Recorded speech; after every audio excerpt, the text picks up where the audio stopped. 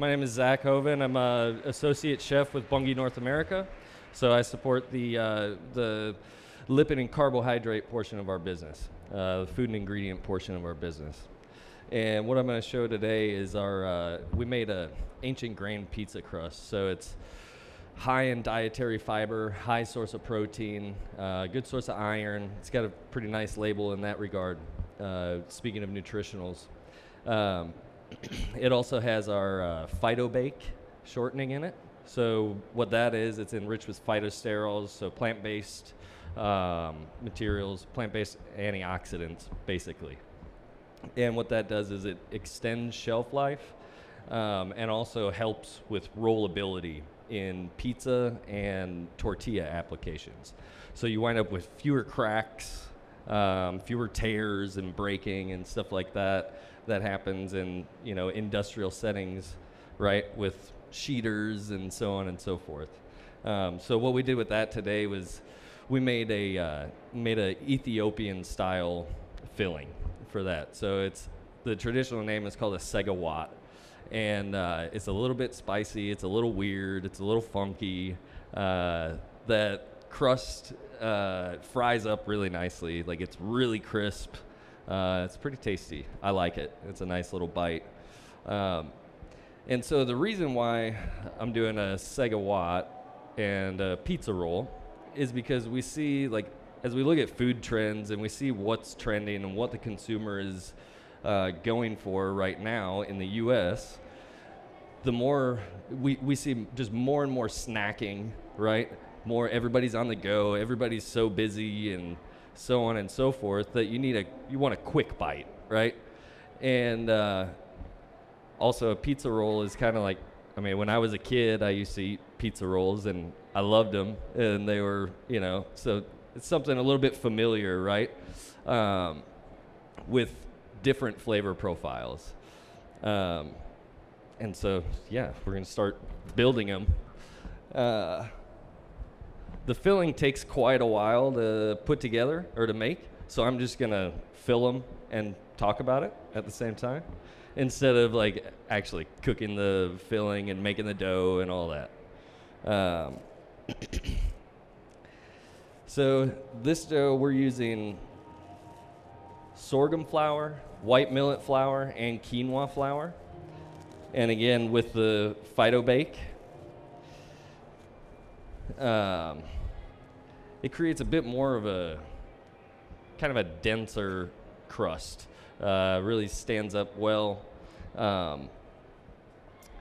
And as far as like sitting on the bench for a long time, like I've left this dough sit probably for like at least an hour, just out with a little bit of flour on it. I forgot about it and came back to it and just, it was as good as it was when I roll it out the first time. So it really does help. The phytobake really does help in that regard. So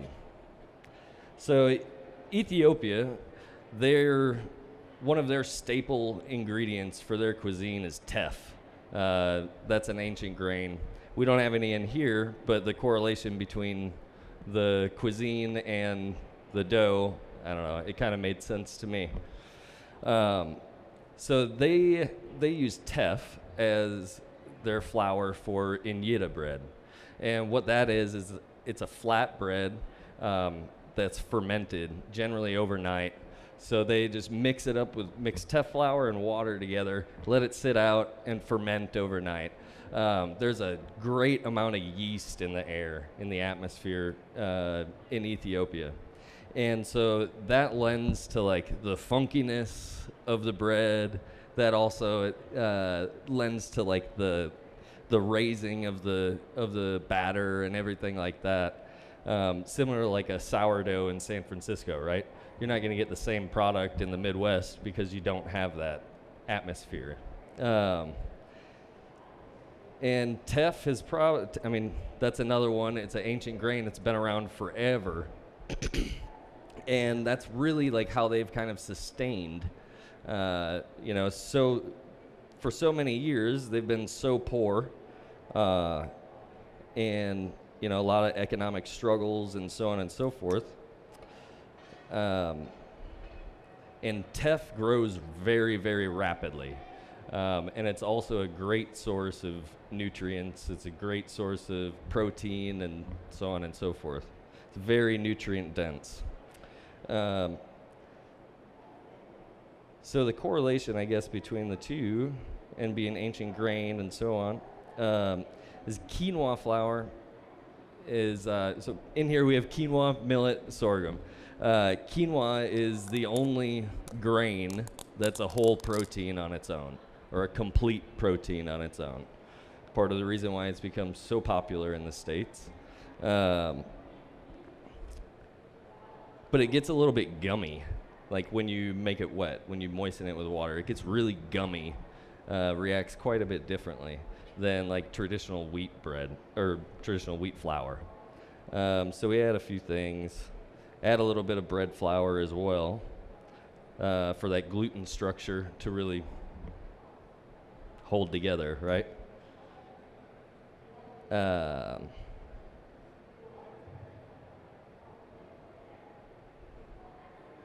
Sorry, I'm really bad at talking and making things at the same time.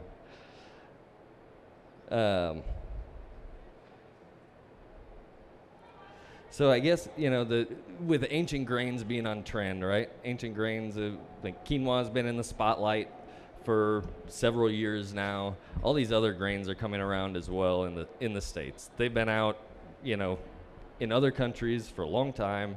Again, around for thousands of years, and they're delicious. So they're, it's definitely on trend.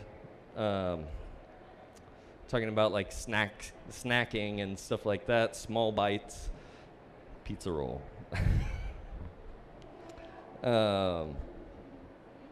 Yeah. What else do we got, Josh, with trends?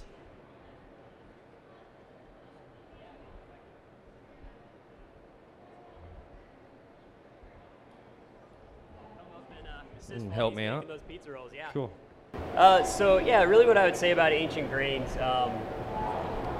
when you're talking about why consumers are looking at ancient grains, what's important to them, ancient grains are all pretty much non-GMO. They're the same way that they were featured, ancient grains are they're non-GMO, featured about the same way that they were 1,000 years ago, whereas genetically modified crops have been changed, and consumers, while the research says that they're safe, consumers have questions on their minds. They're not sure about whether they should trust that or not.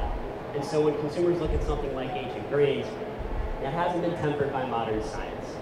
So part of the struggle for food scientists is how do we incorporate some of these things into the products that we make today. You definitely wouldn't see people eating an ancient grain pizza roll, say 1,000 years ago, but consumers are still looking for those types of ingredients.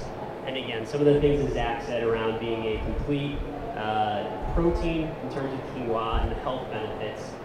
Many of the ancient grains may have more vitamins and minerals.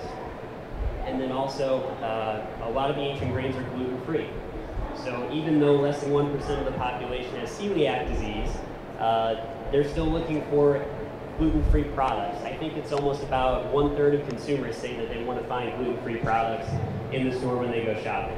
So again, ancient grains hit on that as well. So some of the things that Bunge is doing with ancient grains, we are extruding those. So we're making different shapes that companies can put into either snack bars as little pellet inclusions, or they can make other shapes. It might actually be snacks that you see. So I don't know if some of you have seen like the Doritos 3D snacks, for instance.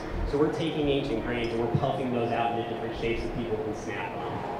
And so what Zach is doing here is kind of just showing how another snacking application can include ancient grain ingredients.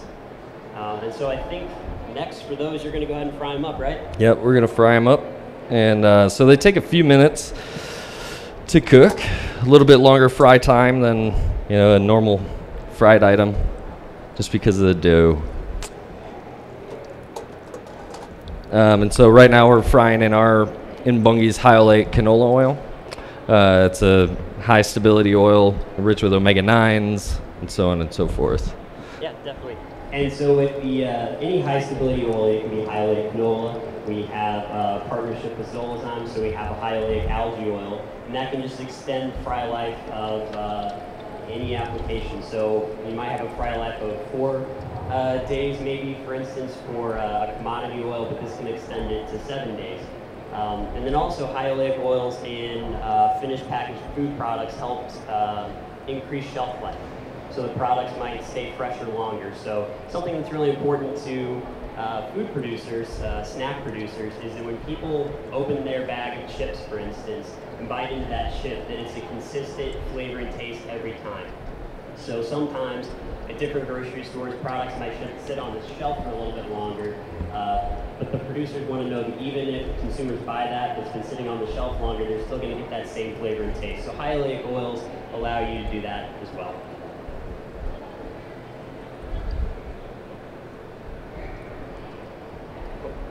And then how long are these going to take to fry up? About 3 minutes. 3 minutes to fry up. And then also, if you guys haven't been by the Bunge booth, we're going to have the actual finished products there for you guys to sample as well. So we've got 3 more chefs on board our food truck who are working hard to make those samples. Just to kind of give you some background on what Zach and some of those chefs do. So we've got our Bunge Mo food truck. We drive that around the country to different customers and make different food products off of the truck. Show them how our ingredients can go into different applications that they're working on. And Zach also, him and other consultant chefs on our team, will go out to our customers and talk to them about projects they're working on. So as an R&D team, what are you guys focused on? What trends are you paying attention to? And then we'll sit down with Zach to kind of talk through, well, what kind of ideas can we help them come up with? How can we help them think about our ingredients in a different way to really help them achieve what they want to achieve with consumers? So, yeah.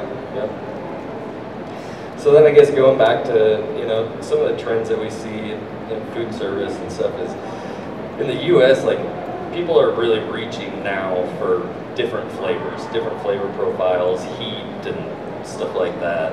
And so I think, in my opinion, African and Northeast African cuisine is very unexplored in the US. Like, not very many people doing it, and I think that,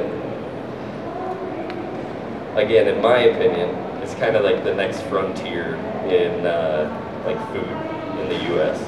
Like, people incorporating more and more of those flavors into familiar applications.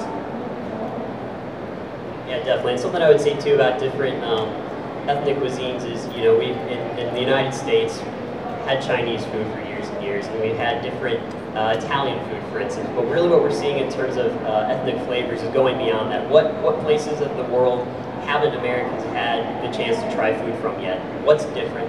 It's going into Thai, it's Ethiopian, different kinds of flavors that go beyond the basics of what we might think of as ethnic food. Something we talk about in the food industry is restless palate syndrome, that consumers want to continue to try new and different things. Really just about almost being excited, saying, I haven't tried that yet, so I have to eat it instead of going back to old staples. But of course, certain companies, their bread and butter is doing some of the similar products that consumers have grown to love. So again, what this product can feature is how can you do a different spin on something that consumers have known and enjoyed for years and years, and be able to take that and give them a new twist so that they want to come and try something new.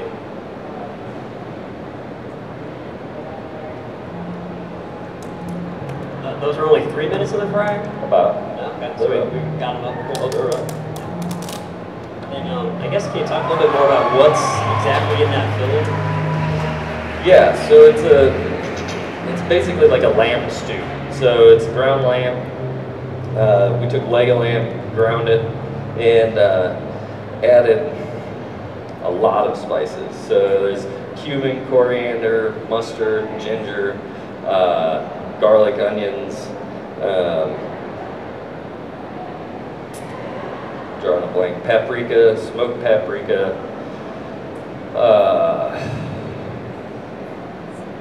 I think that's about it. Tomato, serrano, yeah. And so it's pretty tasty. Again, that in terms of spicier foods and trying a lot of different spices, you know, everybody's heard of sriracha by this point, so you've got trending different spices, new flavors again that people want to try out. So adding a little kick to this type of a food really just helps that be more on trend with, again, people wanting to try something different and excite their palate.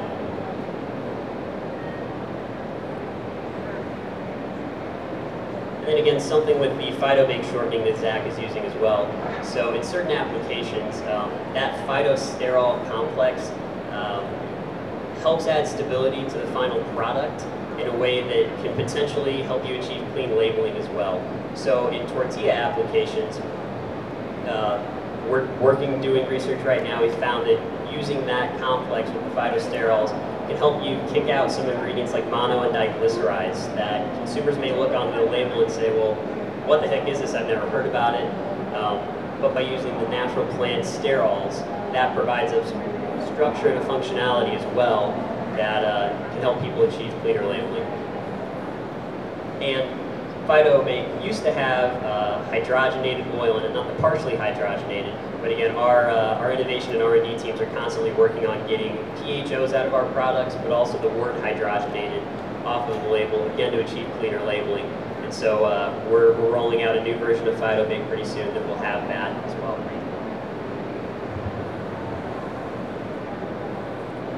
And that's a soy and canola base. Yes, that's a soy-based shortening.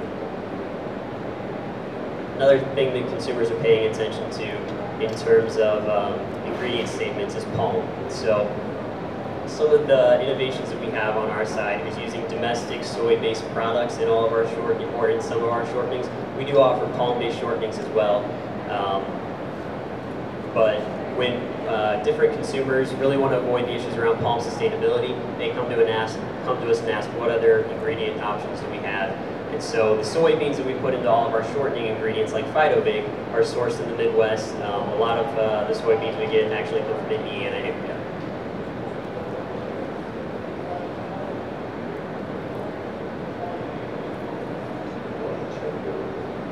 Well, yeah, you know what? I guess we can go ahead and wrap up. I don't know if you want to add anything else. Don't really have too much more to say about, our products and the food, Yeah, so what I would say is stop by the Bunge booth. We're booth number 1031.